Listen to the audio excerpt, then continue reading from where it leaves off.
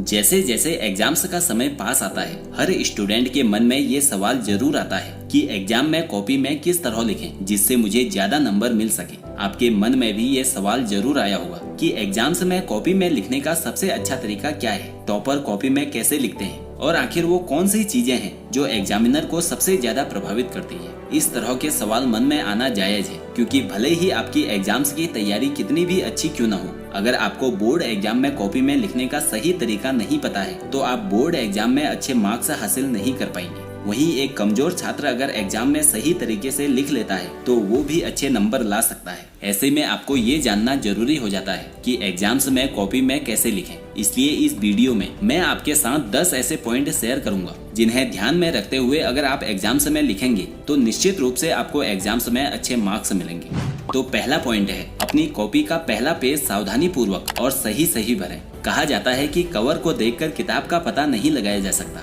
लेकिन इंसान की प्रवृत्ति यही होती है। अब चाहे एग्जाम किसी भी बोर्ड का हो, सभी जगह कॉपी का पहला पेज काफी इम्पोर्टेंट होता है। इसलिए पहले पेज में जो कुछ भी आपको लिखना है उसे सावधानी से लिखें ताकि उसमें कोई गलती ना हो सके, क्योंकि अगर कोई गलती हो जाती है तो आपको दूसरी कॉपी नहीं मिलने वाली। उस कॉपी पर काट कर आपको सुधार करना होगा। अगर आपकी कॉपी के पहले पेज पर ही काट पीट हो गई तो जब आपकी कॉपी चेक करने के लिए टीचर के पास जाएगी तो टीचर पर आपका फर्स्ट इम्प्रेशन अच्छा नहीं पड़ेगा। इसलिए अच्छे मार्क्स लाने के लिए जरूरी है कि टीचर पर पहला इम्प्रेशन जबरदस्त हो।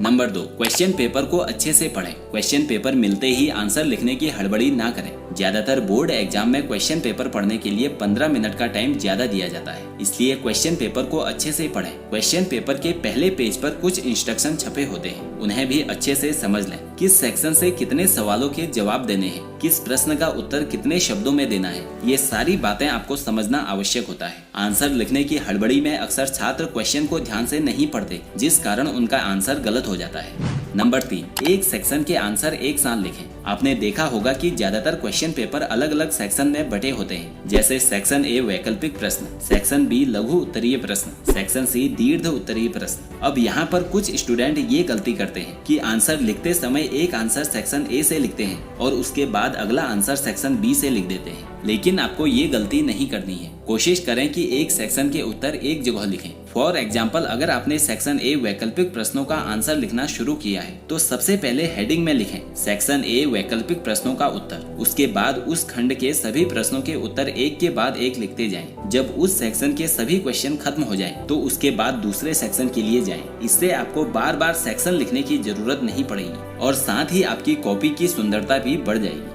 नंबर 4, जिस क्वेश्चन का आंसर पता है उसे पहले लिखें। अगर आपको सभी क्वेश्चन के आंसर आते हैं तब तो ये अच्छी बात है, आप सीरियल वाइज अपने आंसर लिखते जाएं। सीरियल वाइज आंसर लिखने से कॉपी चेक करने वाले टीचर को आसानी होती है, जिससे आपको भी फायदा मिलता है। लेकिन अगर आपको किसी क्वेश्चन का आंसर याद ना हो तो उस पर टाइम वेस्ट ना करें, क्योंकि ऐसे क्वेश्चन पर टाइम वेस्ट करने से आपके वो क्वेश्चन छूट सकते हैं जिनका आंसर आपको अच्छी तरह आता है। इसलिए जो सवाल आपको आते हैं पहले उनका जवाब लिखें। सभी आंसर लिखने के बाद आखिर में उन प्रश्नों के उत्तर सोचकर लिखने की कोशिश करें जिन्हें आपने छोड़ा था। नंबर 5, एक भी क्वेश्चन ना छोड़ें। जरा सोचिए कि अगर आपको कोई सवाल नहीं आता है और आप उस सवाल को छोड़ देते हैं, उसका जवाब नहीं लिखते, तो उस सवाल के लिए आपको कोई मार्क्स नहीं मिलेगा। इसलिए किसी भी बोर्ड कॉपी में लिखते समय एक भी क्वेश्चन ना छोड़ें, चाहे आपको उसका जवाब आता हो या नहीं। अगर आपको उस क्वेश्चन का आंसर नहीं आता तो उस क्वेश्चन को 2-3 बार पढ़ें। अब उस क्वेश्चन से रिलेटेड जो भी इंफॉर्मेशन आपके दिमाग में चल रही है उसे लिख दें। ऐसा करने से भले ही उस क्वेश्चन के फुल मार्क्स आपको ना मिले, लेकिन कुछ तो मिलेगा। लेकिन अगर आप उस क्वेश्चन को छोड़ देते हैं तो कुछ भी नहीं मिलेगा।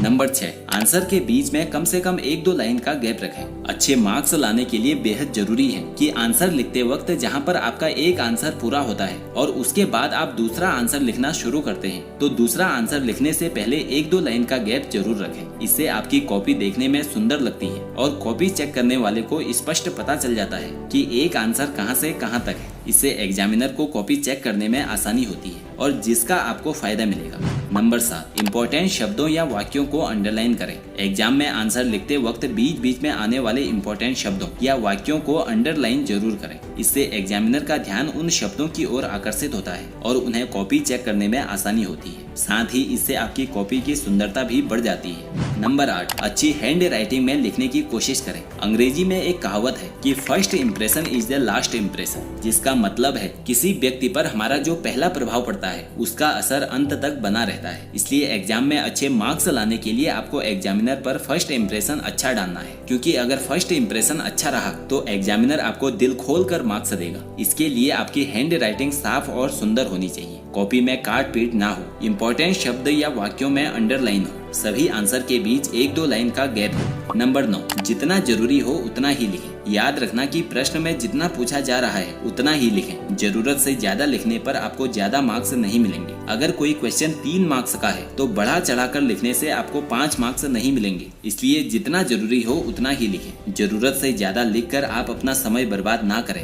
नंबर 10, जहाँ आवश्यक हो वहाँ डायग्राम जरूर बनाएं। मैथ, साइंस और भी कुछ ऐसे सब्जेक्ट होते हैं जहाँ डायग्राम बनाना आवश्यक होता है, तो वहाँ पर डायग्राम जरूर बनाएं। कई क्वेश्चन ऐसे भी होते हैं जिनका आंसर डायग्राम की सहायता से ही देना होता है। इन जगहों पर डायग्राम जरूर बनाएं। डायग्राम बनाते वक्त ध्यान रखें कि आपका डायग्राम स्पष्ट होना चाहिए, साथ ही उसमें नाम भी अच्छे से लिखे होने चाहिए। इससे एग्जामिनर को समझने में आसानी होगी। तो दोस्तों, ये थे वो 10 पॉइंट जिन्हें फॉलो करके आप अपने एग्जाम्स में अच्छे मार्क्स ला सकते हैं। अगर ये वीडियो पसंद आई हो तो इसे ज्यादा से ज्यादा शेयर करें। आपसे अगली वीडियो में फिर मुलाकात होगी। तब तक के लिए जय हिंद, जय भारत।